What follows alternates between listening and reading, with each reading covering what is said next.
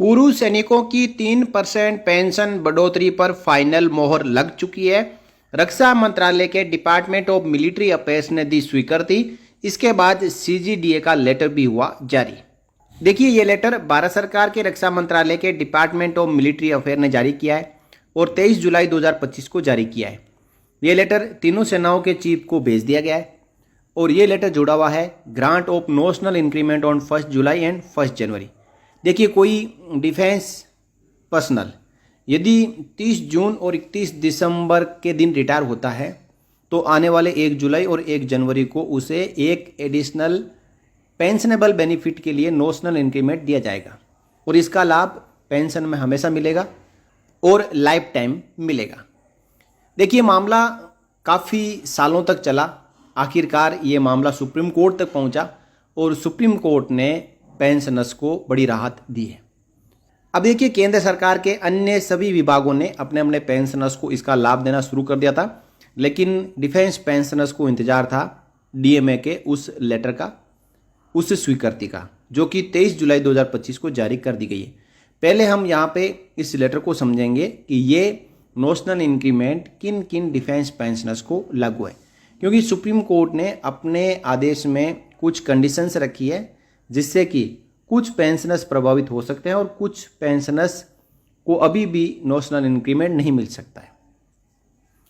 तो grant of notional increment on 1 July and 1 January to the armed forces personnel who are retiring और retired from central government service on 13th June और 31st December respectively for the purpose of calculating the pension admissible to them.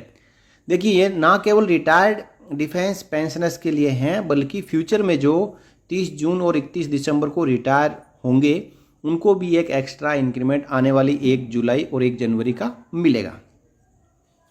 यहाँ पे DMA की ओर से भागीरथ मीना जी जो deputy director है, उन्होंने लिखा है, I am directed to say that in terms of rule 10(1) of army air force pay rules navy pay regulation 2017 and Army Air Force Officers Pay Rule Navy Officers Pay Regulation 2017 dated 3rd March 2017।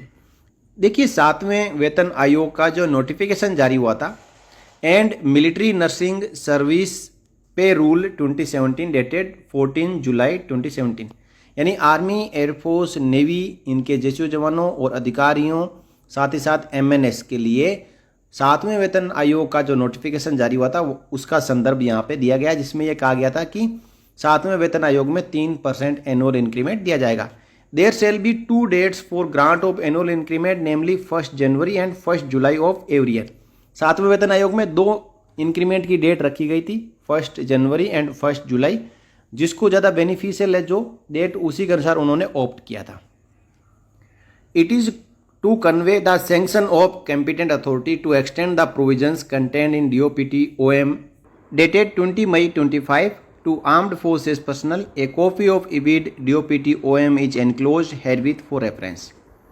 20 मई 2025 को DOPT ने final notional increment के ऊपर policy letter जारी किया था। उसकी copy आगे हम यहाँ पे इस वीडियो में भी देखेंगे। तो यहाँ पे ज़रूरी था कि मिनिस्ट्री ऑफ डिफेंस की ओर से, वित्त मंत्रालय की ओर से, फाइनेंस AGPA की ओर से डिफेंस पेंशनर्स को भी इसकी स्वीकृति जारी की जाए, जो 2 जुलाई 25 को जारी कर दी गई है। अब देखिए, इस लेटर को हम समझते हैं। जो government of India, ministry of personnel public grievance and pension, department of personal and training यानी DOPT का 20 मई 25 का जो आदेश है, उस आदेश को हम समझते हैं, जिसके जरिए सुप्रीम कोर्ट ने किन किन पेंशनर्स को नोशनल इंक्रीमेंट का लाभ देने के लिए यहाँ पे आदेश सुनाया था। देखिए, यहाँ पे कई ऐसी याचिकाएं थी जिनके ऊपर फैसला मिला हुआ था पेंशनर्स को।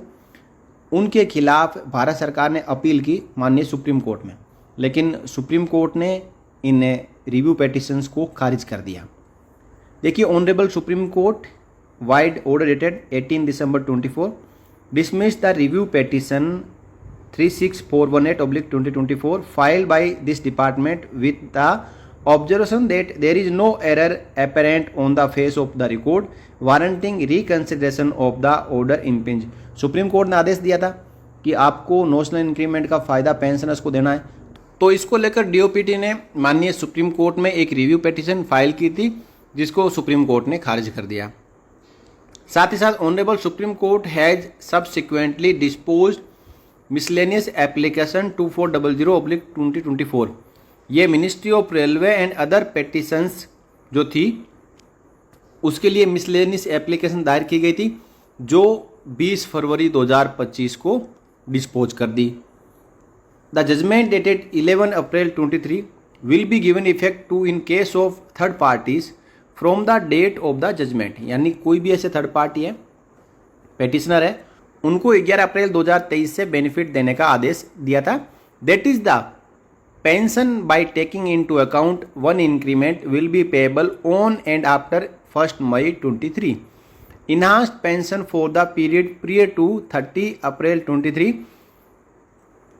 Will not be paid. यानी 30 अप्रैल 2023 से पहले, यानी 1 मई 2023 से जो नोशनल इंक्रीमेंट देने का यहाँ पे आदेश सुनाया था, तो सुप्रीम कोर्ट ने ये भी कहा कि 30 अप्रैल 2023 से पहले किसी भी प्रकार का बेनिफिट नहीं दिया जाएगा। जो आदेश था 11 अप्रैल 23 का, वो 1 मई 23 से लागू हुआ था। अब देखिए सुप्रीम कोर्ट ने और क्या कहा। For persons who have filed writ petitions and succeeded, ऐसे कई पेंशनर्स थे, उन्होंने याचिकाएं लगाई। The direction given in the said judgment will operate as res judicata and accordingly an enhanced pension by taking one increment would have to be paid. यानी जितने भी petitioners थे, जो पेंशनर्स थे, जिन्होंने याचिकाएं लगाई, चाहे किसी दूसरी याचिका के साथ में क्लब करवाई हो, उन सबको यहाँ पे एक एडिशनल इंक्रीमेंट का लाभ देने का आदेश सुप्रीम कोर्ट ने जारी किया। The direction in B will not apply where the judgment has not attained finality. और ऐसी याचिकाएं जिनके ऊपर अभी तक फैसला नहीं आया है, उनके लिए ये आदेश लागू नहीं है। And cases where an appeal has been preferred, और ऐसे एक और केसेस है जिनके खिलाफ केंद्र सरकार ने माननीय सुप्रीम कोर्ट में अपील कर रखी हो, तो ऐसे केसेस को यहाँ पे शामिल नहीं किया गया है। नेक्स्ट है, in case any retired employee file an application for intervention or implement or writ petition or original application before the central administrative tribunal यानी केट या हाई कोर्ट या Supreme Court, the enhanced pension by including one increment will be payable for the period of 3 years prior to the month in which the application for intervention और implement or writ petition or original application was filed. यानी ऐसे याचिकाकर्ता जिन्होंने application दायर की हो, चाहे cat में की हो, चाहे हाई कोर्ट में की हो, चाहे सुप्रीम कोर्ट में की हो, तो उनको उस एप्लीकेशन के दायर करने से पीछे 3 साल का उनको पेंशनरी बेनिफिट दिया जाएगा। The honourable Supreme Court has decided that the direction referred eight para 3D above will not apply to the retired government employees who filed a writ petition or original application or an application for intervention before the CAT, High Court, Supreme Court after the judgment in Union of India and others versus M. Sidraj. As in such cases, directions referred in para 3 alpha will apply.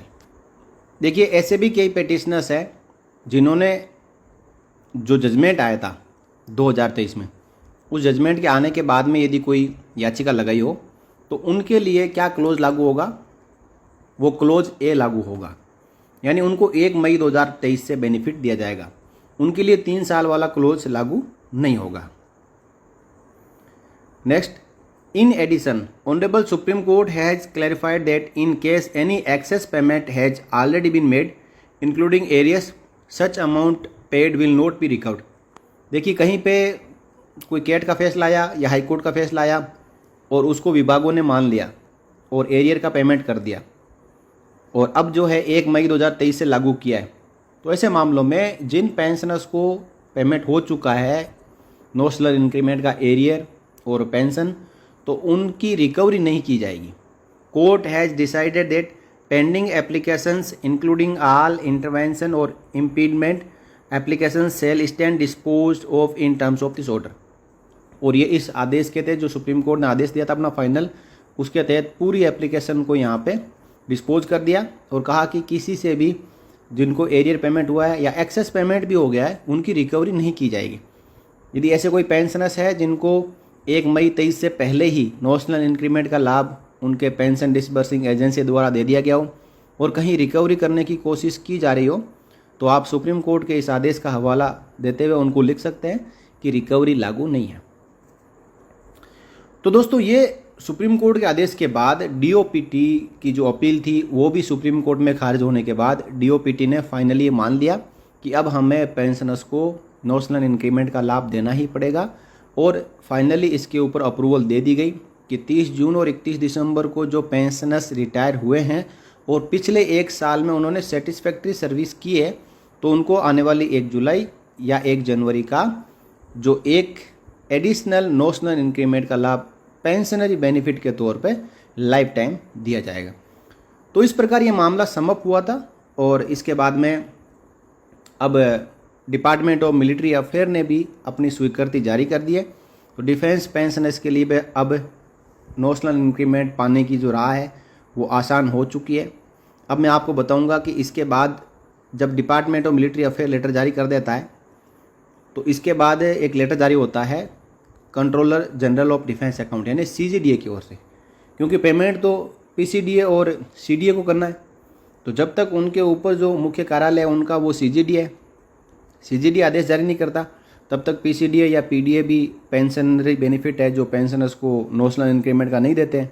तो देखिए, department of military affair का जो letter जारी हुआ था, यहाँ पे आप देख पा रहे हैं 23 जुलाई 2025 को, और 4 सितंबर 2025 को सीजीडीए ने सभी पीसीडीए और सीडीए को लेटर जारी कर दिया। सब्जेक्ट वही है।